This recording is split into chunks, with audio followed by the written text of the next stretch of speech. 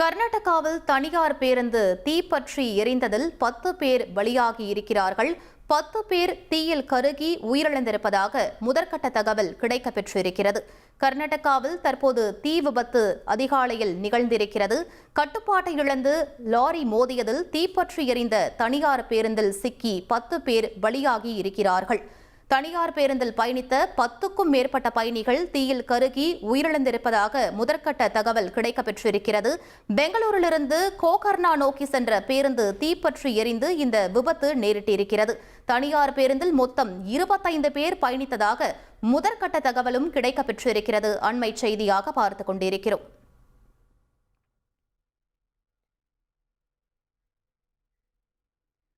தனியார் பேருந்து தீப்பற்றி எரிந்து விபத்து நேரிட்டிருக்கிறது. இதில் 10 பேர் பலியாகி இருப்பதாக முதற்கட்ட தகவல் கிடைக்கப்பெற்றிருக்கிறது. தனியார் பேருந்தில் மொத்தம் 25 பேர் பயணித்ததாக தகவல் வெளியாகியுள்ளது. கட்டுப்பாட்டை இழந்த லாரி மோதியதில் தீப்பற்றி எரிந்த தனியார் பேருந்தில் சிக்கி 10 பேர் உயிரிழந்திருக்கிறார்கள். தனியார் பேருந்தில் பயணித்த 10க்கும் மேற்பட்ட பயணிகள் தீயில் கருகி உயிரிழந்திருக்கிறார்கள்.